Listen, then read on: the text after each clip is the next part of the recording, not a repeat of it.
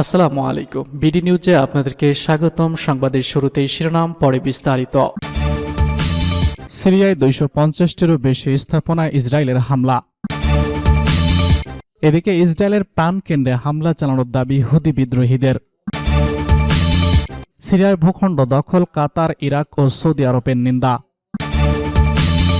আরও জানিয়ে দেব, আসাদ সরকারের পতন ইরানের জন্য বড় ক্ষতি বলছে মধ্যপ্রাচ্য বিশ্লেষক। সর্বশেষ জানিয়ে দেব, ইউক্রেনের যুদ্ধ বন্ধ করতে পাশ্চাত্য সেনা মোতায়েনে আপত্তি নেই জেলেনস্কির।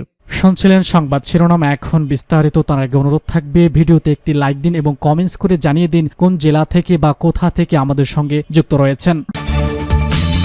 সিরিয়ায় 250টিরও বেশি স্থাপনায় ইসরায়েলি হামলা। ইসরায়েল সেনাবাহিনী সিরিয়ার রাজধানী দামেস্কস সহ বিভিন্ন অঞ্চলে 250টিরও বেশি সামরিক স্থাপনা টার্গেট করে হামলা চালাতে শুরু করেছে। ইসরায়েলি প্রধানমন্ত্রী নেতানিয়াহু দাবি করেছেন, তেল আবিবের নিরাপত্তা নিশ্চিত করতে এমন পদক্ষেপ নেওয়া হয়েছে। টাইম অব ইসরায়েল জানিয়েছে, বাশার আল আসাদের পতনের পর ইসরায়েলি বাহিনী তাদের ইতিহাসে সিরিয়ার সবথেকে ভয়াবহতম হামলা চালিয়েছে। নাম প্রকাশে অনিচ্ছুক একটি সূত্র রাষ্ট্র নিয়ন্ত্রিত ইসরায়েলি আর্মি রেডিওকে জানিয়েছেন, গত 2 দিনে রাজধানী দামেস্কস সহ সিরিয়ার 250টিরও বেশি সামরিক স্থাপনায় ইসরায়েল হামলা চালিয়েছে। সোমবার সিরিয়ার ভূমধ্যসাগরীয় লিতানিয়া বন্দরের কাছে একটি বিমান প্রতিরক্ষা ঘাঁটি লক্ষ্য করে হামলা চালায় তেল আবিব। এদিকে কাতার ভিত্তিক গণমাধ্যম আল জাজিরা টেলিভিশন জানিয়েছে, স্থানীয় সময় সোমবার সন্ধ্যায় দামেস্কের কাছে একটি গ্রামে 4টি বিমান হামলা চালানো হয়েছে। এছাড়া দামেস্কের নিকটে 3টি সামরিক ঘাঁটি টার্গেট করে ব্যাপক হামলা চালিয়েছে ইসরায়েলি সৈন্যরা। হামলায় ঘাঁটিগুলো পুরোপুরি ক্ষতিগ্রস্ত হয়েছে বলে দাবি করেছে একাধিক গণমাধ্যম।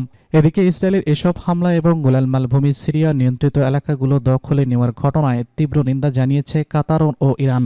সোমবার কাতারের পররাষ্ট্র মন্ত্রণালয় এক বিবৃতিতে জানিয়েছে, গোলান মালভূমি সিরিয়া নিয়ন্ত্রিত এলাকায় ইসরায়েলি অনুপ্রবেশে একটি বিপজ্জনক পদক্ষেপ এবং সিরিয়ার সার্বভৌমত্বের উপর লজ্জার আক্রমণ। পাশাপাশি এটাকে দোহা আন্তর্জাতিক আইনের স্পষ্ট লঙ্ঘন বলে মনে করছে কাতার।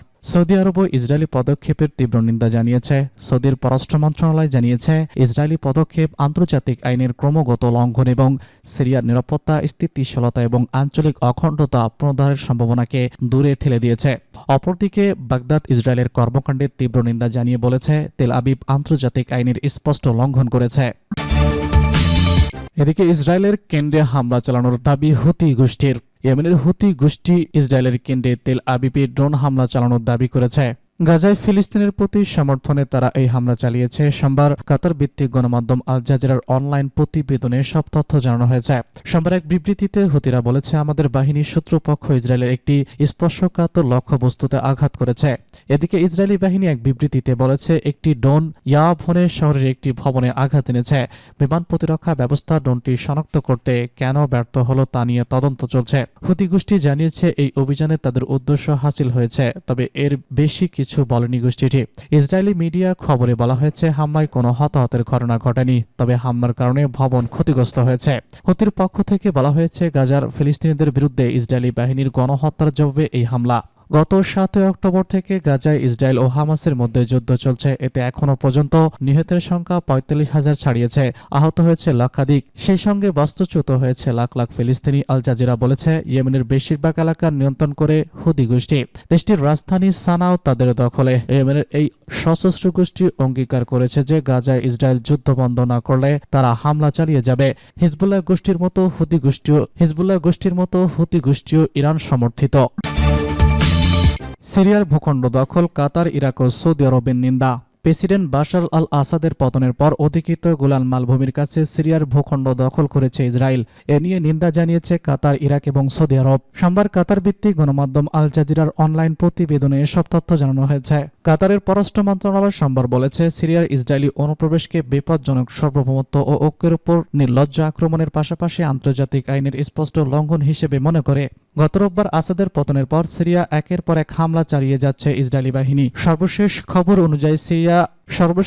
অনুযায়ী সিরিয়া গত রোববার থেকে অন্তত 300 হামলা চালিয়েছে ইসরায়েলি বাহিনী। ইসরায়েলের এমন কর্মকাণ্ডের তীব্র নিন্দা জানিয়ে সৌদি আরব সোমবার বলেছে, ইসরায়েল আন্তর্জাতিক আইন লঙ্ঘন অব্যাহত রেখেছে। ইসরায়েলের এমন কার্যকলাপের নিন্দা জানাতে আন্তর্জাতিক সম্প্রদায়কে আহ্বান জানিয়েছে সৌদির পররাষ্ট্র মন্ত্রণালয়। দেশটি বলেছে, গোলান মালভূমি আরবের ভূখণ্ড। ইরাকও কড়া নিন্দা জানিয়ে বলেছে, ইসরায়েল আন্তর্জাতিক আইনের গভীর লঙ্ঘন করেছে। গত রোববার সিরিয়া নিয়ন্ত্রিত গোলান মালভূমির একটি রাফার জোন দখলে নেয় ইসরায়েল। এছাড়া আবারও গুরুত্বপূর্ণ পয়েন্ট ইসরায়েল দখল করছে বলে আল জাজিরার প্রতিবেদনে বলা হয়েছে। এর আগে ইসরায়েলি প্রধানমন্ত্রী বেনিয়ামিন নেতানিয়াহু রাফার জন দখল করতে তার বাহিনীকে নির্দেশ দেন। সোমবার নেতানিয়াহু বলেছেন, অধিকৃত গোলান মালভূমি ইসরায়েলের চিরকাল থাকবে। আসাদ সরকারের পতন ইরাকের জন্য বড় ক্ষতি বলছে মধ্যপ্রাচ্য বিশ্লেষক। সিরিয়ার বাশার আল আসাদ সরকারের পতন ইরাকের জন্য একটি বড় ক্ষতি বলে উল্লেখ করেছেন আন্তর্জাতিক সম্পর্ক মধ্যপ্রাচ্য বিষয়ক অধ্যাপক ভ্যালি নাসার। জন স্পেস বিশ্ববিদ্যালয় এই বিশেষজ্ঞ সিএনএনকে দেওয়া এক সাক্ষাৎকারে বলেছেন, আরব বসন্তের সময় আসাদকে ক্ষমতায় টিকিয়ে রাখতে ইরান রক্ত ও সম্পদের বিশাল বিনিয়োগ করেছে। এখন আসাদের পতন সেই বিনিয়োগকে এক প্রকার বৃথা করে দিয়েছে। যুক্তরাষ্ট্র ইসরায়েলের জন্য সম্ভাব্য ঝুঁকি।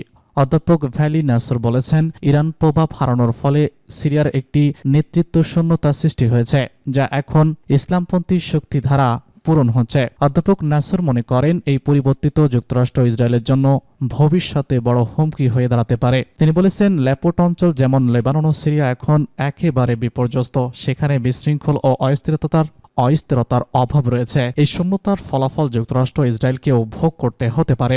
সিরিয়ার প্রধান ক্ষমতাধর হিসেবে তুরস্ক এখন সিরিয়ার প্রধান শক্তি হিসেবে অভিভূত হয়েছে বলে উল্লেখ করেছেন নাসর। ইরান ও রাশিয়ার ভূমিকা আপাতত নিষ্ক্রিয় হয়ে পড়ায় তুরস্ক এই শূন্যতা পূরণ করছে। অধ্যাপক নাসর মনে করেন, তুরস্ক সিরিয়ার ক্ষমতা প্রতিষ্ঠার ফলে হচ্ছে ইরান ও রাশিয়ার প্রভাব এখনও কার্যরত বিলুপ্ত। সিরিয়ার পরিস্থিতি মধ্যপ্রাচ্যের ভূরাজনৈতিক সমীকরণে বড় পরিবর্তন এনেছে। ইরানের জন্য এটি বড় কৌশলগত ক্ষতি হলেও তুরস্কের প্রভাব বৃদ্ধির কারণে অঞ্চলটিতে নতুন শক্তির ভারসাম্য সৃষ্টি হচ্ছে। ইউক্রেনের যুদ্ধ বন্ধ করতে পাশ্চাত্য সেনা মোতায়েনের আপত্তি নেই জেলেনস্কির। ইউক্রেনের প্রেসিডেন্ট ভলোদিমির জেলেনস্কি সোমবার বলেছেন, রাশিয়ার সাথে প্রায় 3 বছর ধরে চলা যুদ্ধ বন্ধের বৃহত্তম প্রচেষ্টার অংশ হিসেবে ইউক্রেনের নিরাপত্তাকে সুনিশ্চিত করতে এই দেশে পাশ্চাত্য সেনা মোতায়েনের সম্ভাবনা নিয়ে তার আপত্তি নেই। জেলেনস্কি বার্তাবিহীন অ্যাপ টেলিগ্রামে এক পোস্টে বলেছেন, এই সৈন্য মোতায়েন ন্যাটোতে ইউক্রেনের যোগ দেওয়ার এক ধাপ। তিনি আরো বলেছেন, তবে তার আগে আমাদের স্পষ্ট ঘোষণা করতে হবে ইউক্রেন কবে ইউরোপীয় ইউনিয়ন ও ন্যাটোর অন্তর্ভুক্ত হবে। দ্বিতীয় বিশ্বযুদ্ধের পর ইউরোপের সবথেকে বড় সংঘাতের অবসান ঘটানোর পথ খুঁজছে আন্তর্জাতিক প্রচেষ্টার মধ্যে জেলেনস্কির এই প্রস্তাব শূন্য রাজনৈতিক পথের দিক নির্দেশনা দিচ্ছে। উল্লেখ্য, চলমান লড়াইয়ে রাশিয়া যখন ভালো